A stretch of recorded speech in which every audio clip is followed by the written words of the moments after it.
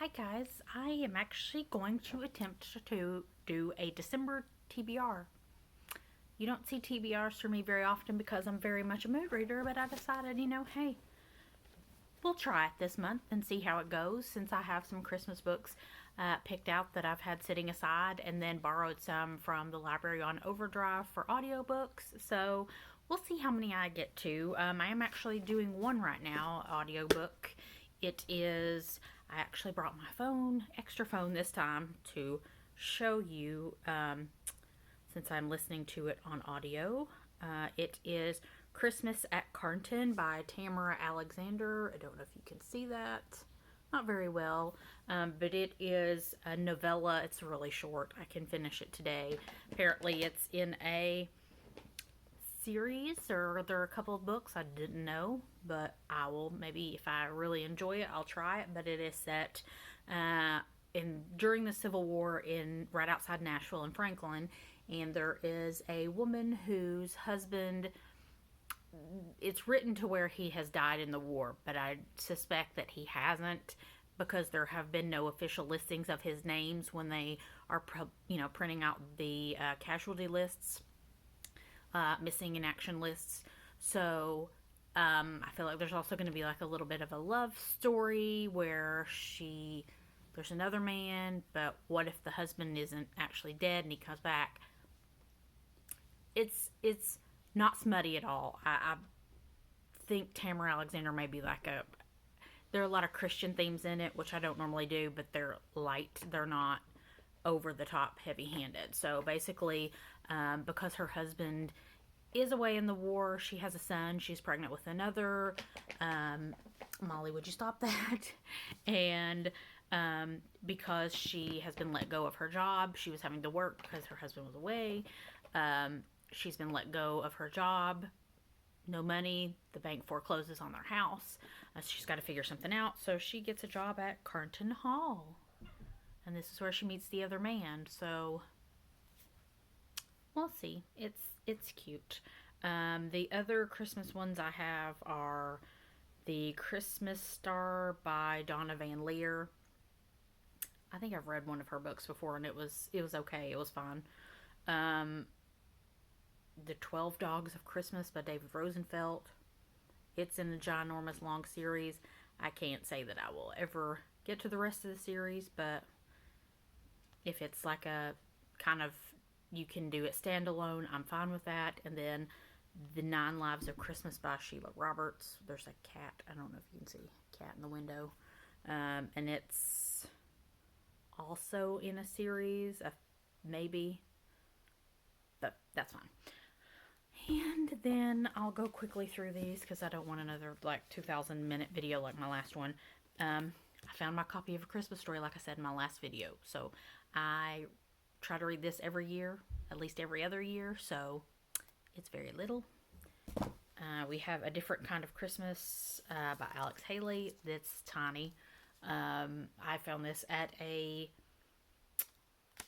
can't remember if I found this at one of the local used bookstore sales or a library sale. I'm almost positive I got this at a library sale. Then we have The Cat Who Came for Christmas, Cleveland Amory. This one I got at the used bookstore for $1 last year, I think. The Cat Who Came Back for Christmas, How a Cat Brought a Family the Gift of Love by Julia Rump. And that's all my Christmas books. And then I have a couple, I'm still reading the second Titanic book, Irma. I haven't picked up Irma since probably I did my video. This one I picked out of my storeroom today. The Sins of Janie Lanham by Peggy Gaddis. This one is old and little. So the theme is like little books. I got that at a tent sale. And then this one, because of the Titanic book, I happened to stumble across this in my house, which was like, oh, that's perfect. When the Astors Own New York, Blue Bloods and Grand Hotels in the Gilded Age by Justin Kaplan. Hi. My husband's staring at me because he heard me talking to myself. But this one is what the title implies, nonfiction. It's olive. Can you hear William? 181 pages. So it's not long at all. And then this is the second in, I'll just call it the Gap series. The first book I read last month is The Real Story, and this one is Forbidden Knowledge by Stephen R. Donaldson, which is sci-fi. It is a bigger book. And then the last one, I got this at one of the tent sales like a couple of months ago, and I swear the more I looked at it, the more my husband looked at it, that he had picked it up in the store, inside the store, and we laughed about it and put it back, and it was in the tent sale, and so I kind of threw it in my bag. The Cat's Fancy by Julie Kenner. I know I've shown this to you in a haul, and it is basically a cat, and there's the magical old Tom who can grant wishes, and grants this cat the wish to be a human so that she can fall in love with her owner, so that her owner doesn't marry his girlfriend. It is so freaking weird. It really is, but who knows? It may be hilarious. That's it. That's all. You know me, I'll find others that I'll add to the stack, but as much as I said there wouldn't be another haul or another tent sale, this woman is playing with my emotions. She said the tent sale was over, and magically the tent sale is back in effect. Today is the last day. Hi, William. Oh, hi. This is William, age 7, and he is Willym, William. Oh, it'll be all right. Yeah, he's happy on my lap. Again, I don't know why I decided to check on her Facebook. Facebook. Did a Google search to her Facebook. And somehow magically that tent sale that was over and done with because she ran out of stock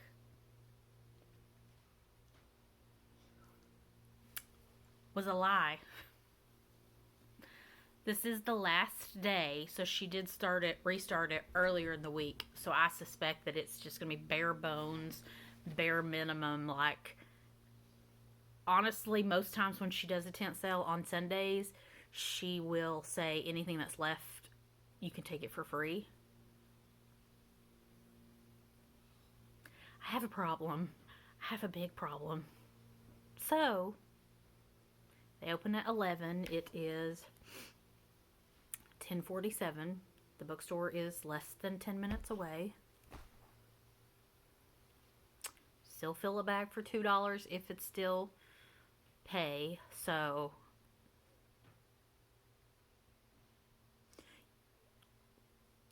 can you really trust someone, a reader, that says there will be no more book hauls or no more book purchasing? They're lying. They're lying. But that's my plan for today. Going over there in a couple of minutes, seeing what they have left. They may not have anything. I may walk out empty-handed, which is a joke. The inside of the store is still 50% off too, so I doubt I'll go in.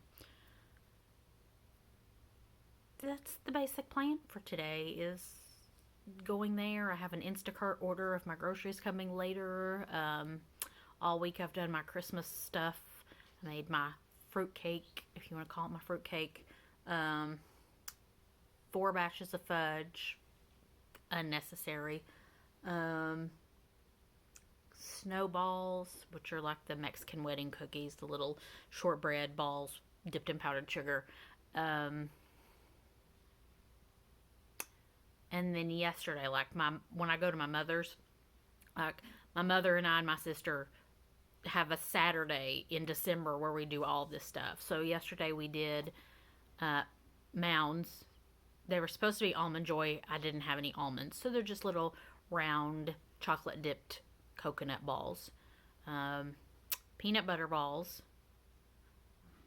Chex Mix. Chex Mix is the highlight of the season. Sausage balls. And then I did dipped. I don't know if anybody has IGA. I think they're pretty few and far between these days, but they had these peppermint Oreo knockoffs, which were better than Oreos. Dip those in white chocolate. And then my favorite, which sounds so trashy, but it's my favorite and has been since I was a kid, is to take 2 Ritz crackers, put peanut butter in the middle of them, and dip them in white chocolate, like almond bark, and then sprinkle them with the crunchy sanding sugar. And I put them in the refrigerator, so they're like extra crunchy. So those are in the refrigerator, so I may do that.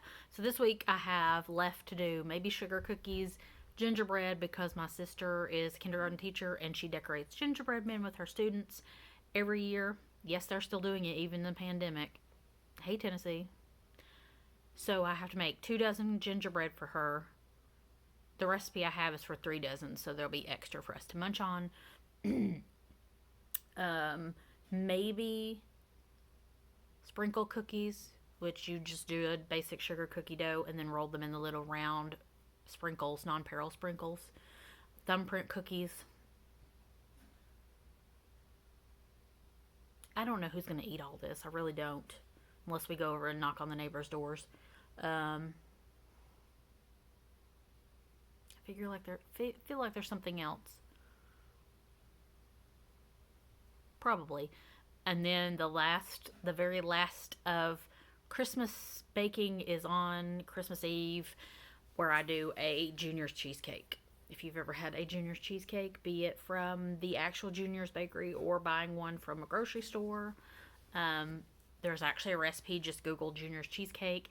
It takes a fair amount of time. It's about 3 hours total, because you make a sponge cake crust and then bake your cheesecake, but it is well worth it. So that's the one time of the year that I make a Junior's cheesecake. So if anybody wants to come to my house and like read and get fat and stay fat, like, put me a message. But that's it. I need to put on my shoes and get ready to go, and you may see another video with another book haul, which I lied. So people may be getting presents from the last comment I made. But let me know if you've read any of these Christmas books, what Christmas books you have planned to read, if any, or just what you plan on reading. But time to go. See you later.